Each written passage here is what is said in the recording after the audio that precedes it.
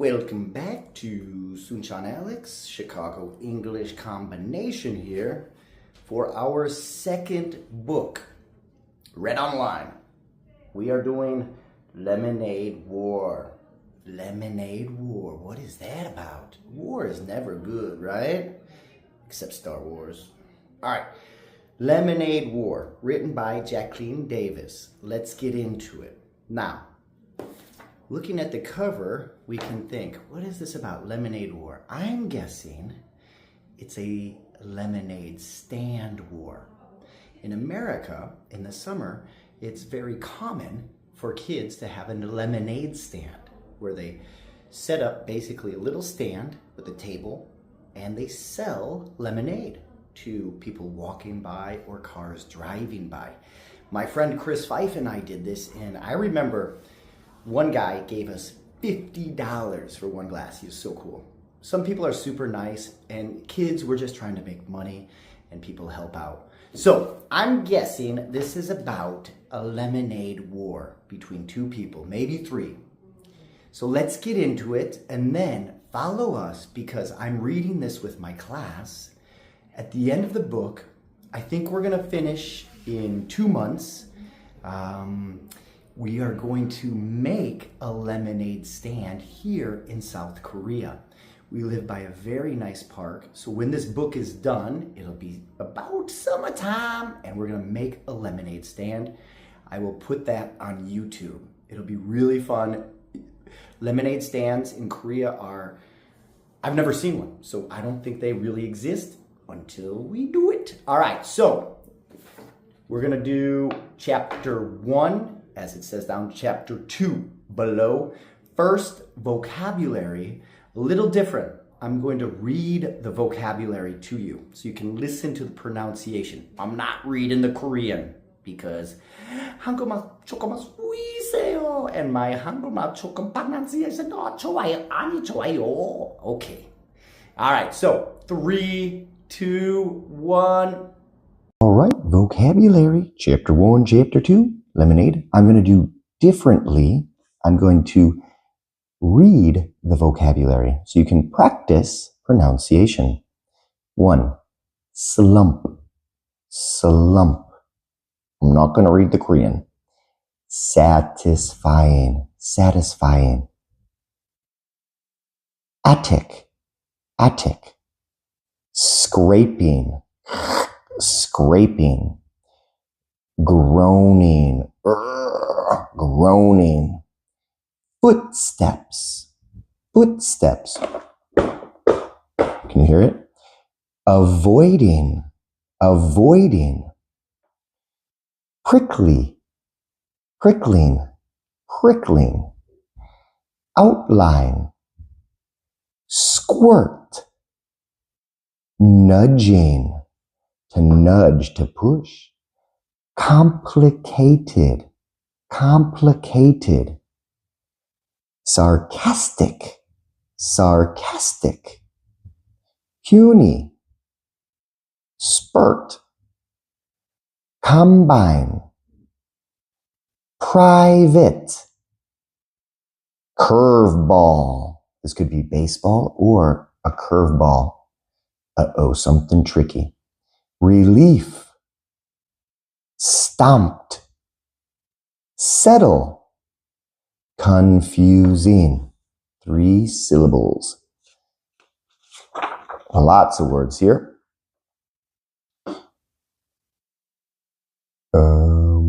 Straight shooter. He's a straight shooter. Purposely. Purposely. Helmet. Always wear it. Minivan. My car. Whisper, whisper. Jerky. Bankrolling. Decorations. Attract. Customer or customers, plural. Customer, 1. Customers, 2. Freaky, or 3 or 4 or 5. Messed up. Skip. Antarctica. 남국, Antarctica. sharply, stinging, harsh, and bite.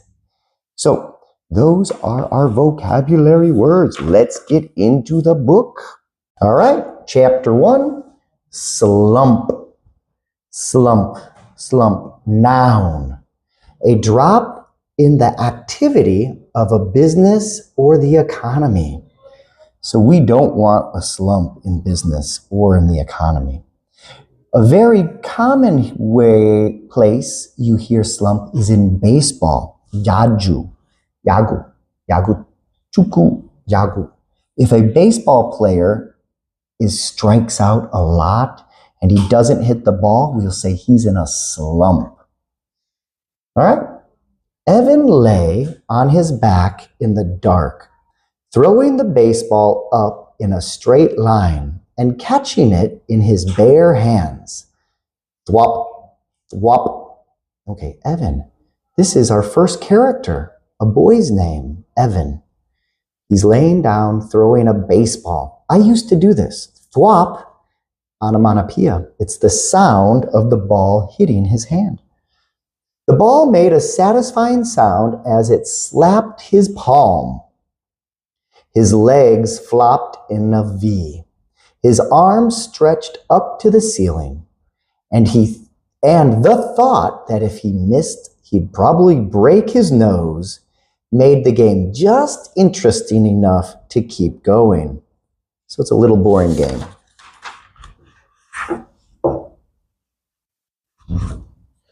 All right. On the floor above, he heard footsteps, his mother's, and then a long, loud, scraping, groaning sound. Like, he stopped throwing the ball to listen. His mother was dragging something heavy across the kitchen floor. Probably the broken air conditioner. A week ago, right at the beginning of the heat wave, the air conditioner in his mother's attic office had broken. Attic, that is the room above your house. In Korea, no attics. A week ago. So heat wave, we are in summertime. The man from Sears, Sears is a store, kind of like Lotte Mart or High Mart, had put in a brand new one, but left the old one sitting right in the middle of the kitchen floor. The Treskys, family name, so Evan Tresky, had been walking around it for a week. Scrape. Evan stood up. His mom was strong, but this was a two-person job. Hopefully, she wouldn't ask him why he was hiding in the dark basement. And hopefully, Jessie, Yoja, maybe a sister, wouldn't be in the kitchen at all. He'd been avoiding her for 2 days now, and it was getting harder by the minute. The house just wasn't that big, like my house. Evan had his hand on the railing when the scraping noise stopped. So maybe he was walking up. He heard footsteps fading to silence. She'd given up, probably the heat. He thought it was that kind of weather, giving up kind of weather. So it's very hot. He went back to lying on the floor. Thwop, thwop. That's the baseball. Then he heard the basement door open. Psst, onomatopoeia. Evan caught the ball and froze. Didn't move. Evan? Jessie's voice sounded echoey in the darkness, like, Evan, Evan, Evan. Evan, you down there? Evan held his breath. He lay completely still. The only thing that moved was the pins and needles prickling his fingers. He heard the door starting to close. Long breath out. But then it stopped and opened again. Footsteps on the carpet stairs. A black outline of Jessie standing on the bottom step with daylight squirting all around her. Can you imagine? Evan didn't move a muscle. Evan, is that you? Jessie took one step into the basement. Is that? She inched her way toward him, then kicked him with her bare foot.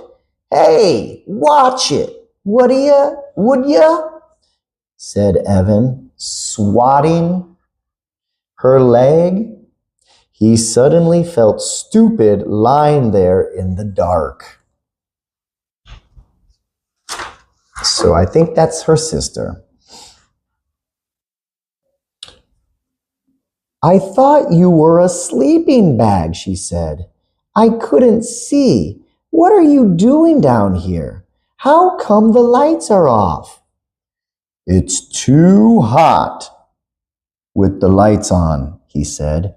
He talked in a flat voice, trying to sound like the most boring person on the whole planet. If he kept it up, Jessie might just leave him alone. Mom's back in her office, said Jessie, lying down on the couch, working.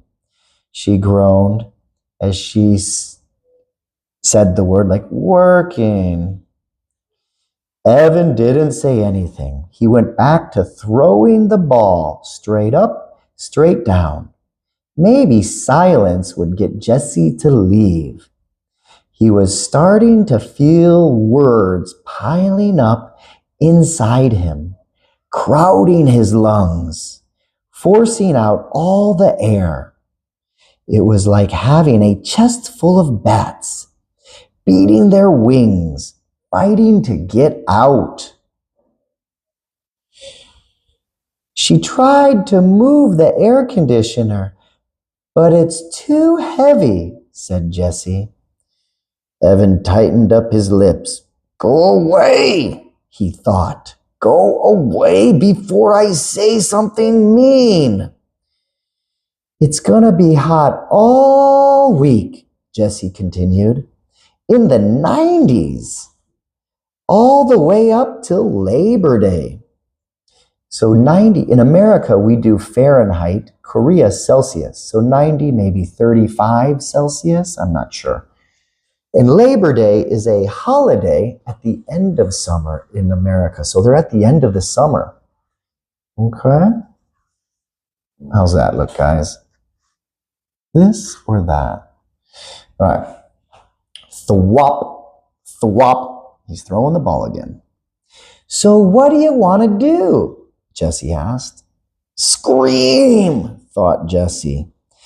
Jessie never got it when you were giving her the big freeze. That's ignoring. She just went right on acting as if everything were going great. It made it really hard to tell her to bug off without telling her to bug off.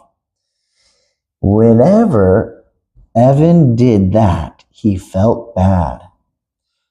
So what do you want to do? What do you? We put it together. Slang. What do you? What do you? Jessie asked again, nudging him with her foot. It was a direct question. Evan had to answer it or explain why he wouldn't. And he couldn't get into that. It was too complicated. Oh, there's something going on with Evan. Too hurtful. Okay, Evan's kind of sad or depressed. So, what do you want to do? She asked for a third time. Doing it, Evan said. Said Evan. Nah, come on, for real. For real, he said. We could ride our bikes to the 7-Eleven, she said. No money, he said. You just got $10. You just got $10 from your grandma for your birthday.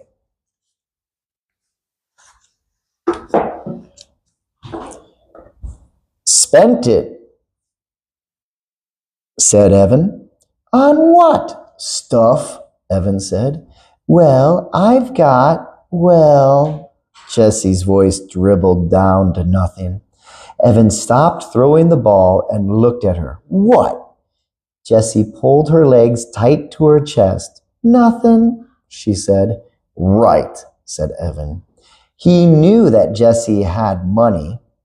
Jessie always had money squirreled away in her lockbox. But that didn't mean she was going to share it. Evan went back to throwing the baseball. He felt a tiny flame of anger shoot up and lick his face. So he's getting upset. The whop. We could build a fort in the woods, said Jessie. Too hot. We could play Stratago. Too boring. We could build a track and race marbles. Too stupid.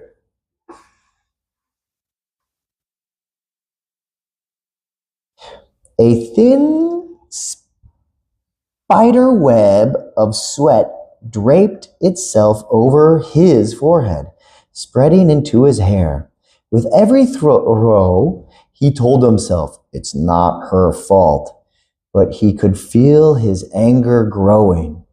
He started popping his eyebrows started popping his elbow to put a little more juice on the ball, to throw it faster. It was flying a good 4 feet into the air every time. Straight up, straight down. Pop, flop, pop, flop. The bats in his chest were going nuts. What is the matter with you? Asked Jessie. You've been so weird the last couple of days. Oh man, here they come, the bats. I just don't want to play a dumb game like Stratago, he said. You like Stratago.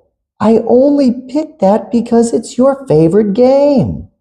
I was being nice, in case you hadn't noticed. Look, there are only 6 days left of summer, and I'm not going to waste them playing a dumb game.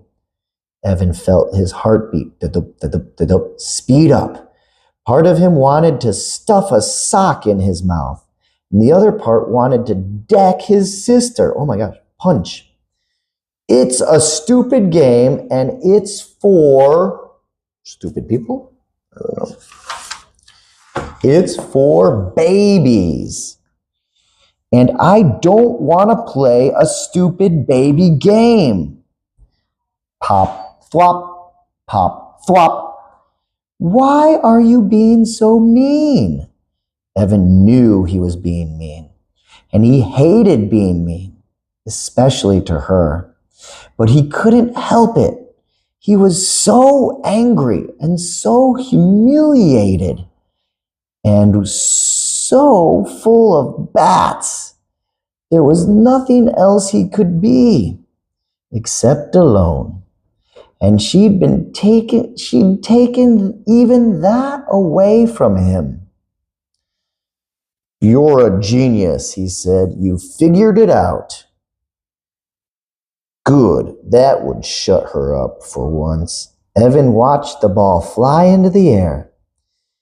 Is this because of the letter? Oh, letter, Jessie asked. Crack! Evan had taken his eyes off the ball for 1 second, just for 1 second, and the ball came back crashing down on his nose. Crud! Oh, crud! He curled over onto his side, grabbing his nose with both hands. There was a blinding, booming pain right behind his eyes that was quickly spreading to the outer edges of his skull. Do you want some ice?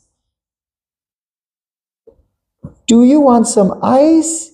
He heard Jessie ask in a calm voice.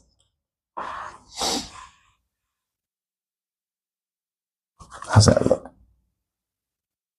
What do you think? He shouted. Yeah, she stood up. No, I don't want, yeah, she said. No, I don't want any stupid ice. The pain was starting to go away like a humongous wave that crashes with a lot of noise and sprays, but then slowly fizzles away into nothing. Evan rolled into a sitting position and took his hands away from his nose. With his thumb and index fingers, he started to pinch the bridge. Was it still in a straight line? Jessie peered at his face in the dim light. You're not bleeding, she said. Yeah, well, it hurts, he said, a lot. It's not broken, she said. You don't know that, he said. You don't know everything. You know, you think you do, but you don't. It's not even swollen. You're making a big deal out of nothing. Evan held his nose with one hand and hit his sister's knee with the other. Then he picked up the baseball and struggled to his feet. Leave me alone.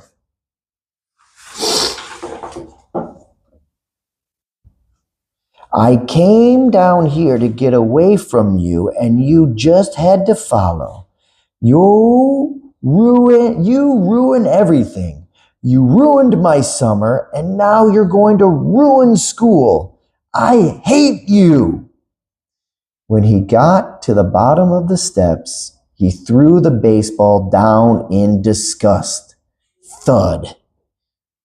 Another onomatopoeia. All right. We're going to continue chapter 2. So we met in that chapter 2 characters, Evan and his sister. Do you remember what his sister's name is? What's his sister's name? Class? Jessie is his sister. And then we know the mom is upstairs working in the office, and it's summertime, and it's very hot, and Evan is angry. Something bad happened. He has a note. That was not good. Okay, and he's embarrassed. Chapter 2, breakup. Ooh, maybe he had a girlfriend and they broke up. Breakup. Dissolution of a unit, an organization, or a group of organizations. The Justice Department sometimes forces the breakup of large corporations into smaller companies to break something up. Or a boyfriend and a girlfriend break up. Jessie didn't get it. She just didn't get it. What was Evan's problem? He'd been acting like a weirdo for 2 days now. And it was 2 days ago that the letter had arrived. But why would he be so upset about that letter? This is a puzzle, Jessie told herself, and I'm good at puzzles. But it was a puzzle about feelings, and Jessie knew that feelings were her weakest subject. So it is a letter about something. All right. About a breakup, I bet. Jessie sat in the cool darkness of the basement and thought back to Monday, the day the letter had come. Everything had been normal. She and Evan were putting together a lemonade stand in the driveway when the mailman walked up and handed Jessie a bundle of letters. Evan never bothered to look at the mail, but Jessie was always entering contests and expecting to win. So she flipped through the letters right away. Boring, boring, boring, said Jessie as each letter flashed by. Hey, something from school, addressed to Mom. She held up a plain white envelope. What do you think it is? Don't know, said Evan. He was in the garage uncovering a small wooden table they usually used for the stand. It was buried under 2 snow tubes, 2 boogie boards, and the garden hose. Jessie watched while Evan gave a mighty pull and lifted the table up over his head. Wow, he's gotten so big, thought Jessie, remembering what Mom had said about Evan's growth spurt is when you grow. Sometimes Jessie felt like Evan was growing twice as fast as she was.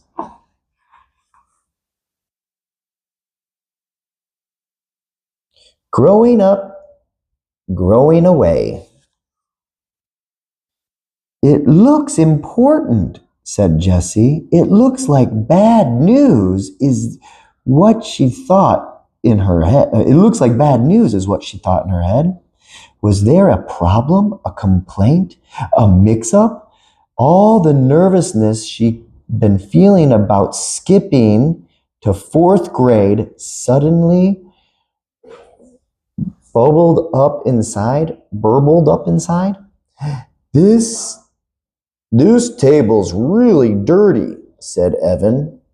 Do you think we can just cover it with a lot of cups and the pitcher and no one will notice? Jessie looked at the the table was streaked with black. No, Evan groaned. I'll clean it, said Jessie. Evan had only agreed to have a lemonade stand because it was one of her favorite things to do. The least she could do for him was clean the gunk off the table. Maybe, she said, holding up the envelope again, they're postponing school. Maybe the first day isn't going to be next Tuesday, you think? That got Evan's attention. Let's ask Mom to open it, he said. Up in the humming cool of her office, humming cool air conditioner, Miss Tresky read the letter through once. Well, she said, this is a curveball. She looked right at Evan. Jessie thought, where's a curveball? Right at Evan. Jessie thought her face looked worried. Evan, you and Jessie are going to be in the same class this year. You'll both have Miss Orton. Open it later. Ah, so she is smart. She moved up. They're in the same. That's why Evan's angry. He has to study with his sister. Jessie felt relief flood her entire body. The same class? The same class? If she could have wished for one thing in the whole world, that's what she'd have wished for. She would be with Evan, and Evan would make everything easier.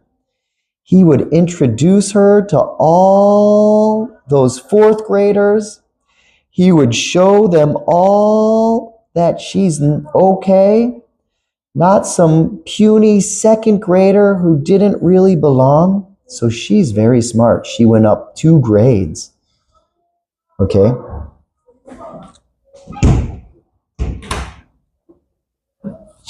Where are we? But Evan didn't look happy. He looked angry. Why? He asked in an almost shouting voice. Mrs. Tresky scanned the letter. Well, the classes were small to start with. And now, some of the fourth graders they thought would be attending aren't, because they're moving or switching to private schools. So, they need to combine the 2 small classes into 1 bigger class. That is so unfair, said Evan. I wanted Mrs. So, there's only 2 classes. This is a small school they go to. Mrs. Scooby, and I didn't want... He looked at Jessie. It is so unfair. He's angry. Jessie was surprised. This was great news. Why didn't Evan see that? They always had fun together at home. Now they could have fun in school too. It'll be fun, she said to Evan. It will not be fun, said Evan. School isn't fun. And then he stomped downstairs and locked himself in his room for the rest of the afternoon. They never finished the lemonade stand. And here it is, 2 days later, and Evan was still all locked up. Even though he wasn't in his room, he wouldn't talk to her, and he wouldn't play with her. So Jessie went up to her room and did what she always did when she was upset or angry or sad or confused. She started reading Charlotte's Web. She had read the book about 100 times. She was at the good part, the happy part. Wilbert had just been named some pig, and he was getting all kinds of attention from the Zuckermans and the whole town. But Jessie couldn't settle into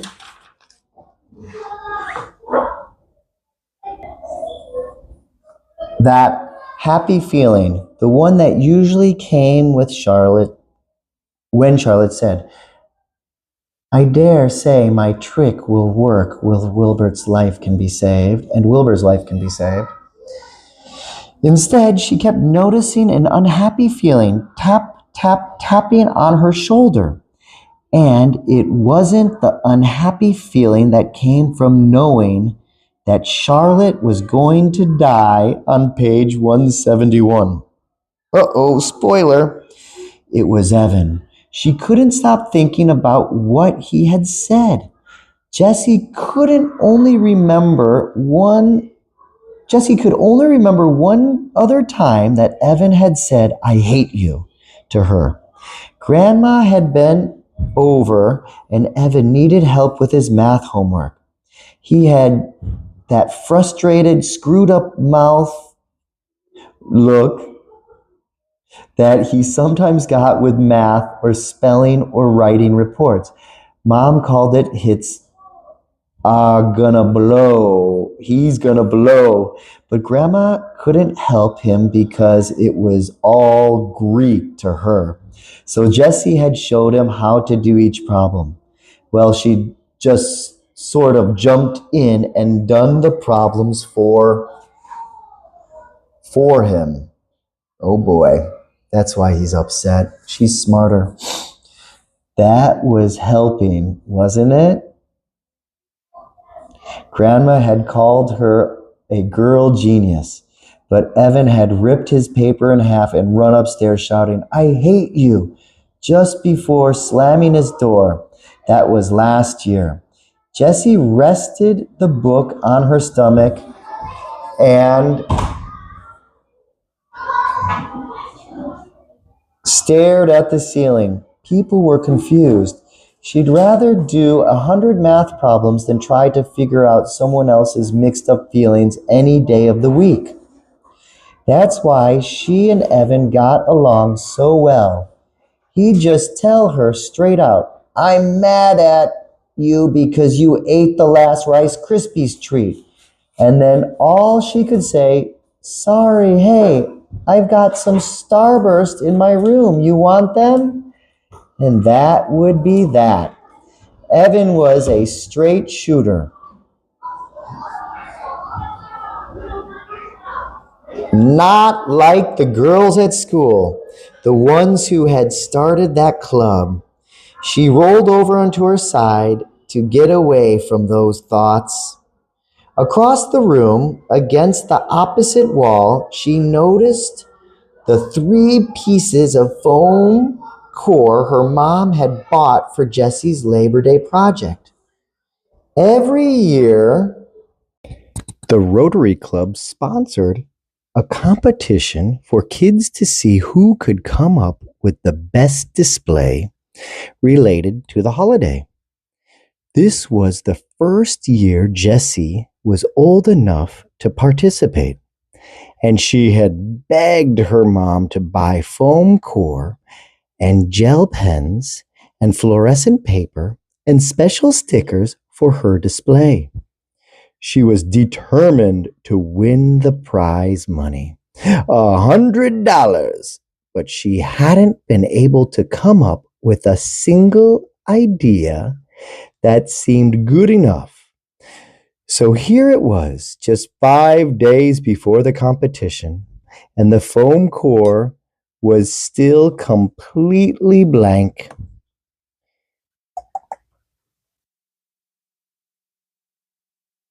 Let's move it on over. Hey, there's my trophy, hole in one. Jessie reached for her book. She didn't want to think about the girls at school, and she didn't want to think about the competition. She started reading again. Wilbur and Charlotte were at the fair, and Charlotte was beginning to show her age. Jessie read the words that Wilbert said to his best friend. "I'm awfully sorry to hear that you're feeling poorly, Charlotte. Perhaps if you spin a web and catch a couple of flies, you'll feel better." Charlotte Webb. What a great book that is. I'm sure we'll do that soon on this page of mine. How's that look? Pretty good. Well, the second part didn't apply at all, but Jessie imagined herself saying the first line. "I'm awfully sorry to hear that you're feeling poorly, Evan." It sounded about right. At least it would show him that she cared. And Jessie knew that it was important when someone was feeling upset. She decided to go downstairs and give it a try. She would do just about anything to get Evan back to the way he was before the letter. Jessie looked in the kitchen and the backyard. No Evan.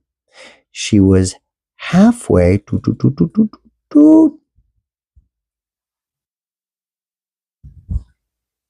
Oh, can I go all the way? Hey, I can. She was halfway down the steps to the basement when she heard a noise coming from the garage. She opened the door and she felt the full heat of the day on her skin. It was like some giant had blown his hot, stinky breath on her. In the garage, she found Evan and Scott Spencer. Weird, she thought.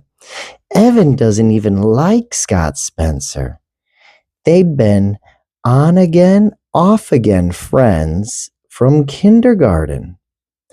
But ever since Scott had purposely put Evan's bike helmet under the wheel of the Tresky's minivan so that Miss Tresky ran it over when she backed out, the friendship had definitely been off. Oh, that's not nice. He put his helmet? That is not a friend.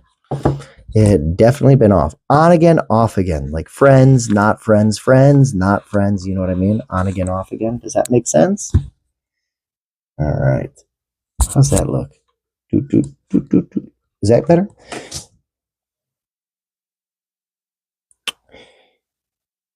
Jessie looked from Evan to Scott and back again. Now she had no idea what to say. I'm awfully sorry to hear you're feeling poorly, Evan. Didn't seem to make much sense when Evan was obviously having fun with his friend. She tried to think of something else to say. All she could come up with was, "What are you doing?"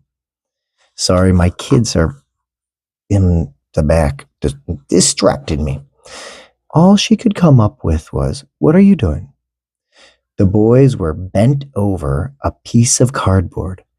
Evan was writing letters with a skinny red felt tip pen.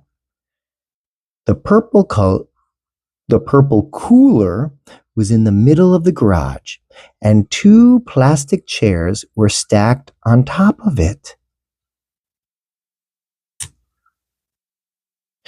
On the top chair was a brown paper bag.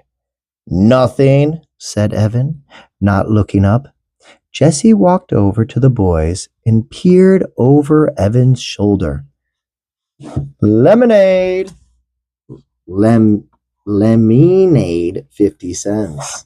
Oh boy. She's going to hurt his feelings again. Wait a minute. Trying to get this right. Okay. Yeah. She said, you spelt lemonade wrong. It's an O, not an I. But she thought, oh God. Oh good, a lemonade stand. My favorite thing to do. The boys... Sorry about this, guys. The boys didn't say anything. Jessie saw Evan's mouth tightening up. You want me to make the lemonade? She asked. Already made, said Evan. I could decorate the sign, she said. I'm good at drawing butterflies and flowers and things. Scott snorted. Huh, we don't want girl stuff like that on our sign. Do you want to use my lockbox to keep the money in? It's got a tray with separate compartments for all the different coins. Nope, said Evan, still working on the sign. Well, she said, looking around, I can clean the table for you. The small wooden table, still covered in black streaks, was pushed up against the bikes. We're not using it, said Evan. But we always use the table for the stand, said Jessie. Evan pushed his face in her direction. We don't want it. Oh, Evan is so upset with his sister. I see. I understand a little.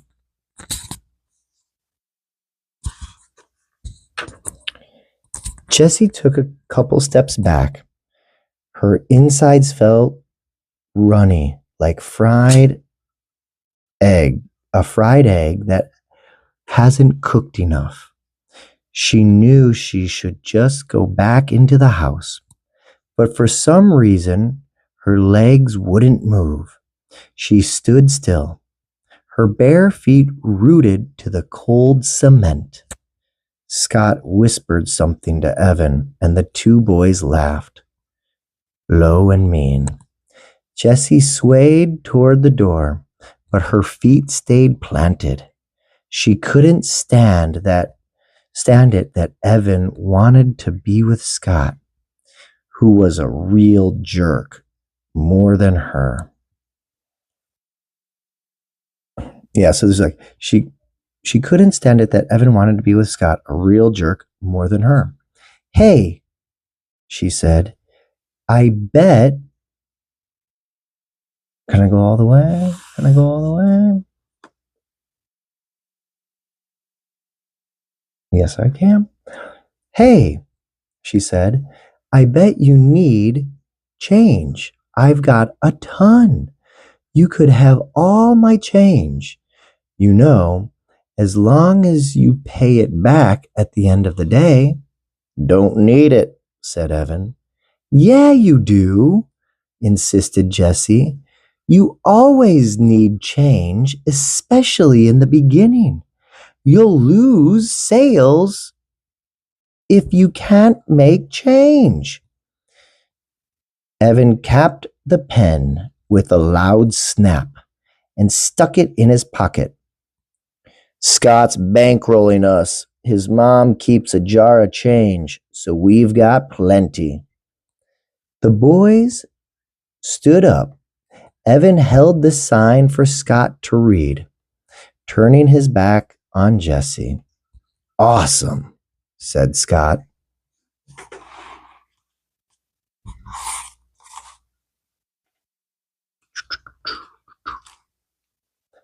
Jessie knew the sign was not awesome. The letters were too small and thin to read from a distance. Evan should have used a fatter marker instead of a skinny felt-tipped pen. Everybody knew that. There weren't any pretty decorations to attract customers, and the word lemonade was spelled wrong. Why wouldn't Evan take a little help from her? She just wanted to help. I know why. Scott turned to her and said, Are you really going to be in the 4th grade this year? Jessie's back stiffened. Yep, she said. Wow, that is so freaky. Is not, she said, sticking her chin out. Is too, said Scott. I mean, you're a 2nd grader, and now you're going to be a 4th grader? That's just... Oh, no, you didn't see. 4th grader? That's just messed up. Jessie looked at Evan, but he was busy taping the sign to the cooler. Oh boy, it's getting late. Lots of people skip grades, said Jessie.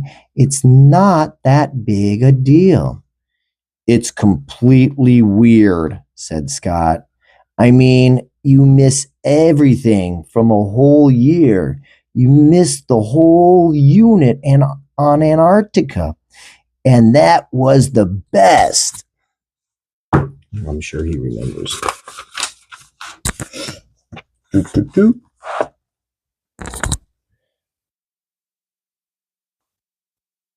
And the field trip to the aquarium. And the thing where we sent letters all over the country.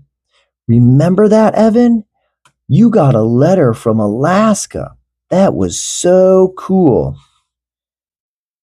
Evan nodded, but he didn't look up. It's not that big a deal, said Jessie again, her voice stretched tight like a rubber band. It's like you miss a year of your life, Scott said. It's like you're gonna die a whole year earlier than the rest of us because you never had 3rd grade. Jessie felt cold and hot at the same time. Part of her wanted to yell, "That doesn't make any sense." But the other part of her felt so freakish, like Scott had just noticed she had 3 legs.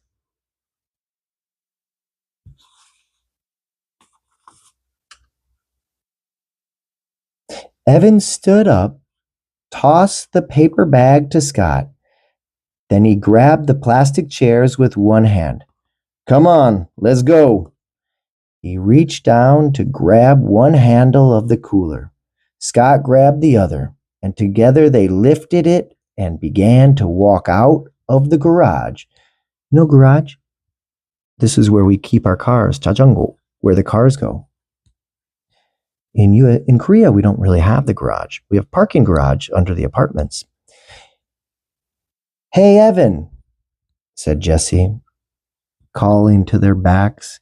"Can I come too?" Oh no, he's going to say no. It's my first time reading this with you guys. I've never read this book, actually, to be honest. The other ones I've read. "No." He doesn't say it. "No," he said, without turning around. "Come on, please. I'll be a big help. I can do lots of things." "You're too young," he said sharply. "You're just a baby."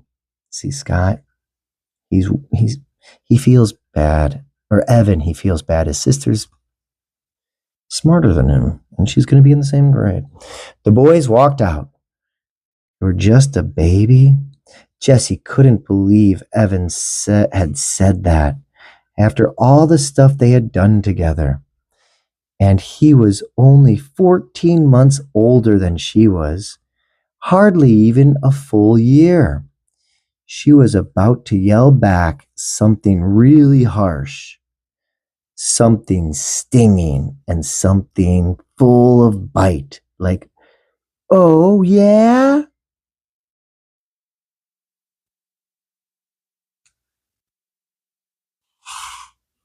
Like, "Oh, yeah?" When she heard Scott say to Evan, "Man, I can't believe you have to be in the same class as your little sister. If that happened to me, I'd move to South America." "Yeah, tell me about it," replied Evan, crossing the street. The words died on Jessie's lips. She watched Evan walking away, getting smaller and smaller. He was deserting her. He wasn't going to stand by her at school. Oh, this is sad, right? Brothers and sisters, brothers and brothers. I think we're going to learn a good lesson from this book. It wasn't going to smooth the way for her.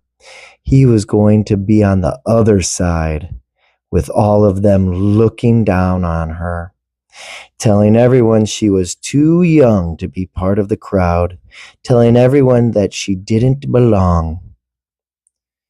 "Fine for you, Evan Tresky," she said as she marched into the house, her fists balled up at her side. "I don't need you. I don't need you to have fun. I don't need you to run a lemonade stand. And I don't need you to make friends in the 4th grade." Good for her.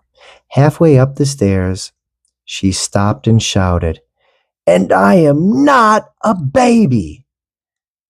Alrighty, that is the end of chapter 2.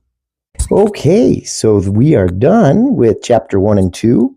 I hope you enjoyed them like I did. And let's do a little recap. So what did we learn? Well, the main characters, Evan, we were introduced to him right away, and his sister Jessie. So who are the characters? Evan and Jessie. When does the story take place? In the summer. It's a heat wave. At the end of summer, as Evan says, "You're not ruining the end of my summer." So we know when it is, who are the characters, where, United States, somewhere, I believe, because Yes, USA, Labor Day. That's an American holiday. And what else did we learn? Well, we learned what the conflict is. When we do writing in class, I tell you all the time, you have to have a conflict, rising tension, and then we get to that climax where we solve that conflict or something dramatic happens. So what's the conflict? The conflict is Jessie, very clever. She's going to skip a grade up until 4th grade. That's where Jessie is. So Jessie's starting 4th grade. Evan is starting 4th grade, and Jessie should be going into 3rd grade, but she's very smart. Sounds like very smart at math. So she's going to be going up to 4th grade, and that's Evan's grade. And I can understand. I have a brother who's 14 months younger than me. And sometimes you want your own class, your own group of friends. You don't want to share with a sibling. I never really had that problem, although every birthday party I had was a joint birthday party with my brother. But you learn to accept it, and actually you learn and grow from it. So I'm hoping that's what happens in this book. The conflict is Evan is not happy about this. And Jessie is hoping that the friendship they have at home will be the friendship they have at school, and it doesn't look like that's going to happen. So Evan joins with Scotty, who sounds like a really bad boy, to make a lemonade stand. And right at the end of chapter 2, it sounds like Jessie is going to make her own lemonade stand. And I'm not a betting man, but if I was, I'd put my money on Jessie's lemonade stand. She's right. They spelt it wrong. They used the wrong marker. You need decorations on your sign, all that stuff. So I'm assuming, I swear to God, I've never read it, that this is the conflict. There's going to be a conflict, a lemonade war, her stand versus his stand, and they're going to fight, and then something's going to happen, and they're going to resolve it, and they're going to be closer as brother and sisters for it. Let's find out together. All right. I hope you enjoyed it. And my students, if you have questions, talk to me at Chicago English. Anybody else out there, if you have questions, type down below. I will respond. I love teaching and I love reading. So if you have any questions about the book, the characters, how to write, I will respond to you. Okay, have a great day and get ready for chapter 3. It's going to be shorter. We're doing it by itself. All righty. Bye.